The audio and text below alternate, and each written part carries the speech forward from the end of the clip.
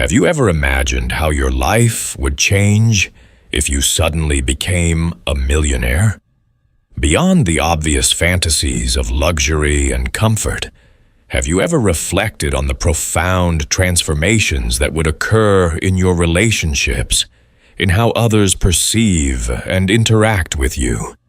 There is something fundamentally challenging about the sudden acquisition of significant wealth, something that touches on the deepest questions about freedom, autonomy, and the nature of genuine human relationships. Many assume that the first natural reaction to becoming wealthy would be to joyfully share this news with family, friends, and even acquaintances, as if this new financial status were necessarily information everyone around them has a right to know.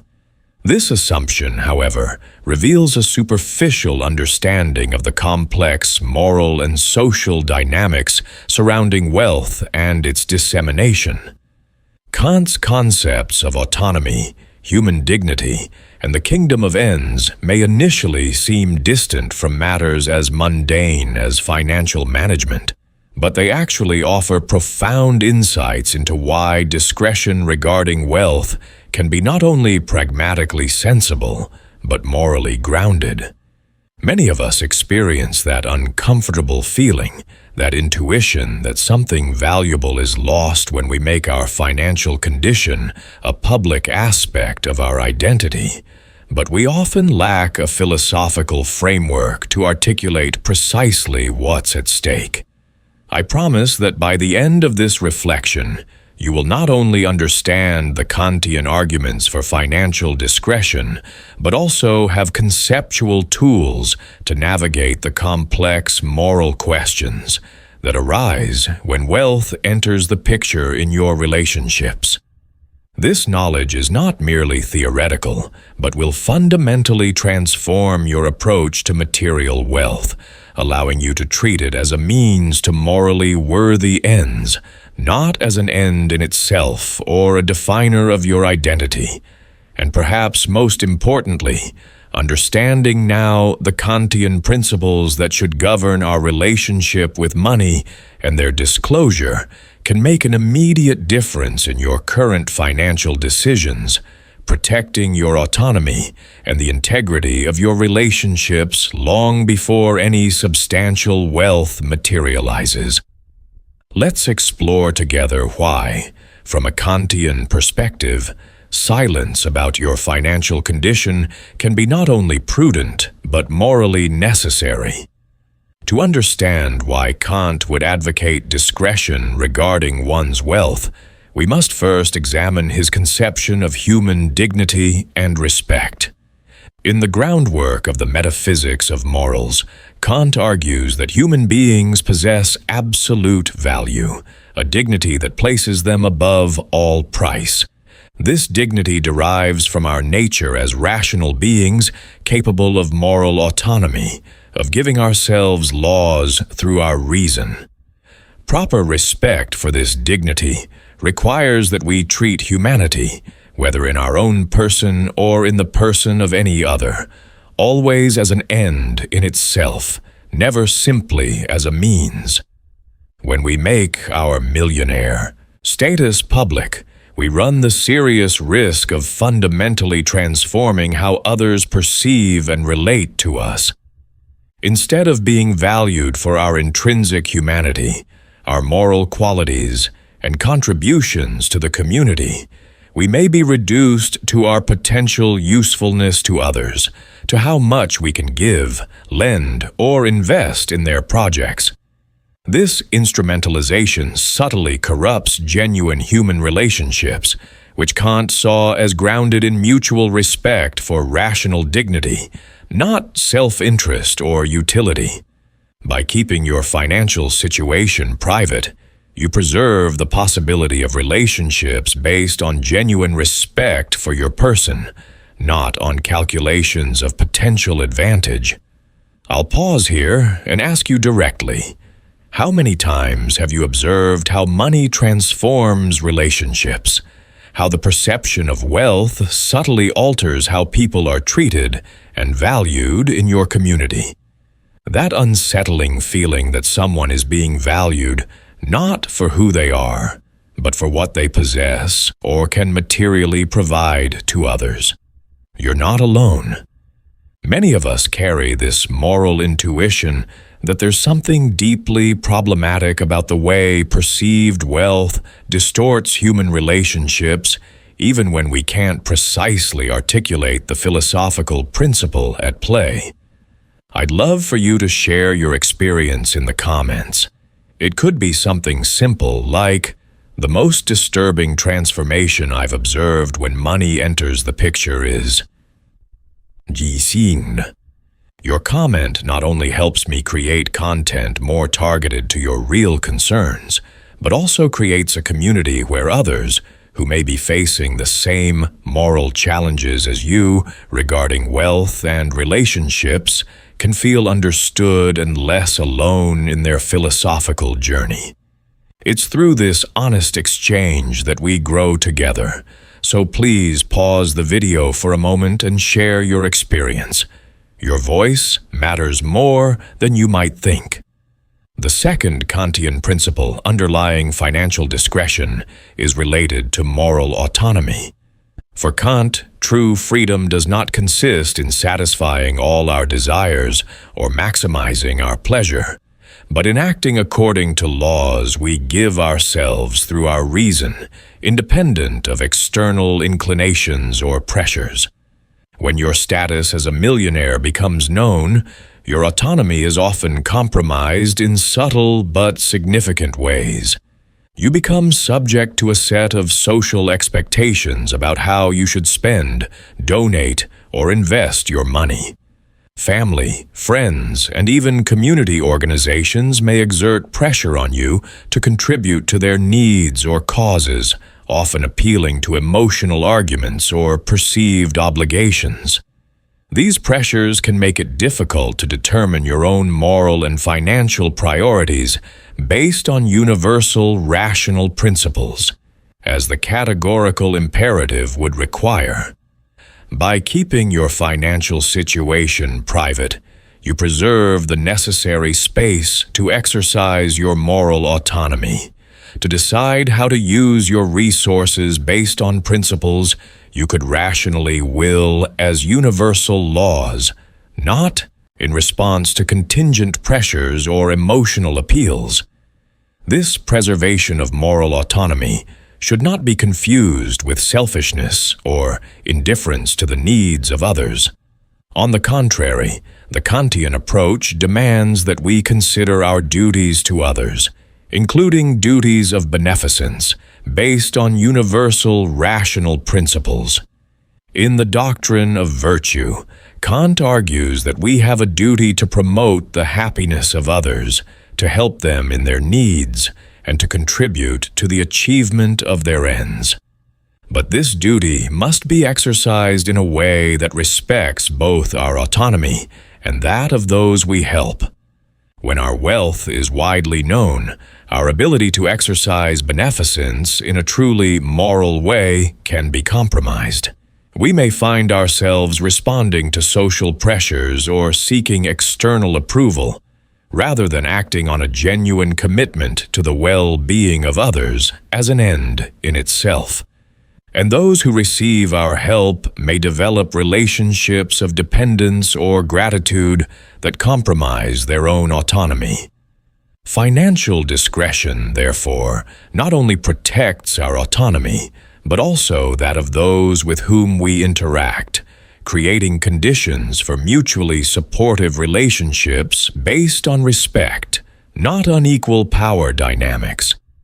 The third Kantian principle relevant to this discussion is the conception of the kingdom of ends. In the groundwork, Kant describes an ideal moral community where each member is treated as an end in themselves and as a legislator of universal moral laws. In this kingdom of ends, each person is valued for their capacity for moral autonomy, not for contingent characteristics such as wealth, social status, or usefulness to others. When your status as a millionaire becomes a known aspect of your social identity, this ideal is often compromised. You may be valued primarily for your ability to provide material benefits, not as a moral equal worthy of respect in your own right. And you may, consciously or unconsciously, begin to view others through the distorted lens of economic inequality as somehow less complete or capable beings due to their comparatively inferior financial status. These distortions undermine the possibility of a genuinely moral community where each member is recognized as equally worthy of respect, regardless of contingent circumstances. By keeping your financial situation private, you preserve the possibility of participating in relationships that more closely approximate the ideal of the kingdom of ends, relationships based on mutual recognition of moral dignity, not on hierarchies of wealth and power. Kant's approach to financial discretion is not only negative, focused on avoiding the moral hazards of publicity, but also positive, pointing to more authentic possibilities for fulfillment and human connection. In the Critique of Practical Reason, Kant distinguishes between happiness, understood as the satisfaction of desires and inclinations, and moral contentment, the satisfaction that derives from the awareness of acting in accordance with the moral law. While wealth can certainly contribute to happiness in the first sense, facilitating the satisfaction of material desires, it has little to do with moral contentment, which derives from our nature as rational beings capable of ethical self-determination. When we keep our financial status private, we resist the temptation to identify our worth and fulfillment with our material wealth. Instead, we are encouraged to seek forms of contentment more aligned with our rational nature, based on developing our capacity for moral autonomy and cultivating relationships grounded in mutual respect. This orientation toward more authentic forms of contentment does not imply, however, that we should completely deny the importance of material wealth or pretend it does not significantly affect our life experience. Kant was not naive about the practical realities of human existence or how material conditions can facilitate or hinder our pursuit of morally worthy ends. In the metaphysics of morals, he recognizes that a certain degree of material well-being is necessary for us to develop our moral and intellectual capacities, and that extreme poverty can create temptations to immorality that are difficult to resist. Wealth, when well managed, can provide us with material independence, time for intellectual and moral development, and resources to effectively help others. But for these potential benefits to be realized, wealth must remain a means to morally worthy ends, not an end in itself or a definer of our identity and relationships. Financial discretion facilitates this appropriate instrumental relationship with wealth, allowing us to enjoy its practical benefits without being defined by it or allowing it to distort our relationships with others. The Kantian perspective also sheds light on the relationship between wealth, merit, and luck. In the Critique of Judgment, Kant recognizes the significant role that contingent factors, beyond our control, play in our experience and opportunities. While certain types of financial success may indeed reflect qualities such as diligence, prudence, or inventiveness, a substantial portion of wealth is often the result of factors such as inheritance, social privilege, or simply good luck in being in the right place at the right time. When we make our millionaire status public, we risk promoting a false narrative of absolute merit, suggesting that our wealth is entirely the result of superior qualities. ignoring the role of contingency and privilege. This narrative can not only fuel our own pride, but also implicitly disparage those in less favorable circumstances, suggesting that their comparatively inferior situation is the result of flaws in character or effort, not systemic inequalities or bad luck. By keeping our financial status private, we resist the temptation to confuse luck with merit and preserve the possibility of recognizing both our privileges and our responsibilities. This awareness of the contingent dimensions of wealth should not, however, lead to paralyzing feelings of guilt or illegitimacy. Kant distinguishes between a person's moral worth, which derives from their capacity for autonomy and ethical intention, and their external circumstances, which are often beyond their direct control. The fact that much of our wealth may be the result of contingent factors does not mean that we have no right to possess or enjoy it, but rather that we have a special responsibility to use it in ways that respect the dignity of all rational beings and contribute to the possibility of a more just moral community. Financial discretion facilitates the fulfillment of this responsibility, allowing us to focus on how our wealth can serve morally worthy ends rather than how it can enhance our status or social power. The Kantian perspective also offers us guidance on how to approach the inevitable tension between privacy and transparency in our financial relationships. In the doctrine of virtue, Kant discusses the virtue of sincerity, arguing that we have a duty of truthfulness in our communications with others. This duty might seem to conflict with the recommendation of financial discretion, suggesting that we have an obligation to be completely transparent about our financial situation. But Kant carefully distinguishes between lying, which involves intentionally misleading someone and is always morally prohibited, and reticence, which simply involves not disclosing information we have no specific obligation to share.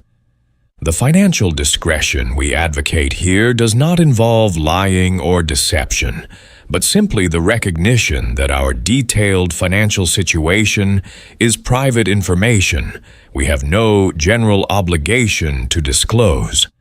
This reticence is fully compatible with the duty of truthfulness when responding to direct questions or in contexts where we have a specific obligation of financial transparency, such as in contractual, familial, or tax relationships. This distinction between lying and reticence points to a broader aspect of Kant's approach, the importance of appropriate boundaries in human relationships. In anthropology, from a pragmatic point of view, Kant notes that a certain degree of reserve is necessary for healthy social relationships, that not all of our thoughts, feelings, and circumstances need or should be completely transparent to everyone with whom we interact. This reserve is not dishonesty, but rather the recognition that different relationships involve different appropriate levels of intimacy and disclosure. Our detailed financial situation is the kind of information that, because of its potential to distort relationships, should generally be shared only in contexts of well-established trust and a genuine need to know, such as with spouses, financial advisors, or in fulfillment of legal obligations.